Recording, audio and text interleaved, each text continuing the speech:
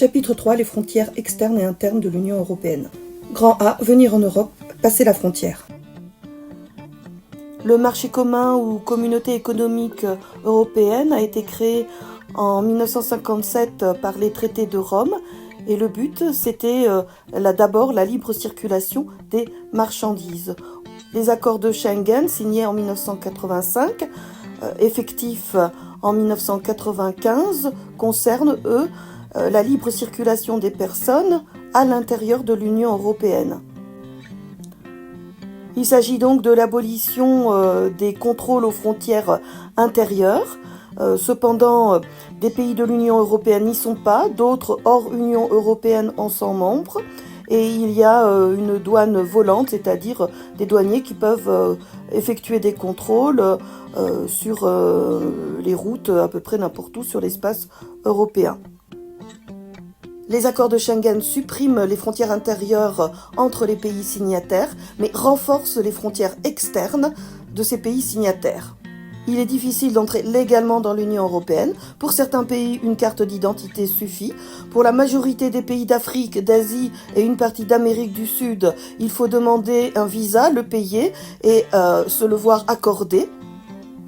On peut cependant arriver légalement dans l'espace Schengen, soit à la suite d'un regroupement familial, si un membre de la famille y habite déjà, soit avec un contrat de travail en général saisonnier dans le domaine de l'agriculture, soit en faisant une demande d'asile pour obtenir un asile politique.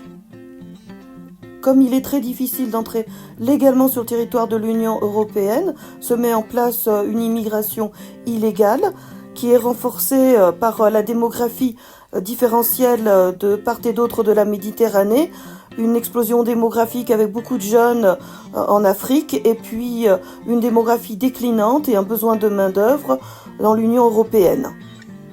Grand B, les États face à la question de la frontière. Cette carte est réalisée par Frontex, qui est l'organisme de surveillance des frontières externes de l'Union européenne, dont le siège est à Varsovie, en Pologne. Cette carte nous montre les différentes opérations de Frontex.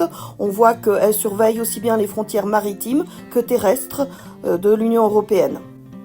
Frontex agit aussi avec les pays limitrophes, soit en apportant de l'aide aux pays d'origine pour que les migrants cessent de partir, soit en créant des camps de réfugiés dans ces pays de transit pour que les demandes d'asile se fassent à cet endroit et non pas sur le territoire de l'Union européenne.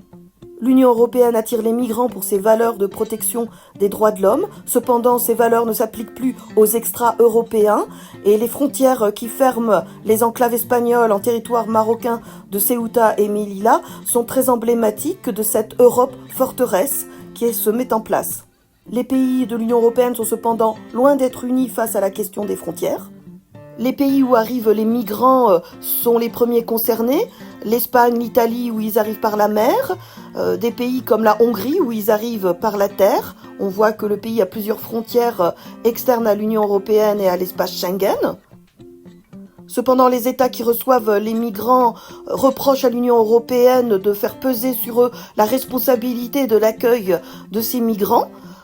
On voit ici la Hongrie qui décide de fermer sa frontière avec la Serbie en barrant l'autoroute et en dénonçant la politique de l'Union européenne.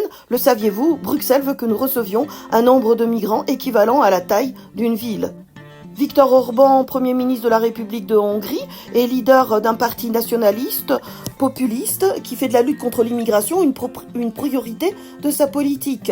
On voit donc qu'en Hongrie comme en Italie, les politiques migratoires sont des enjeux de politique intérieure, ce qui renforce la difficulté d'avoir une politique migratoire commune dans l'Union européenne.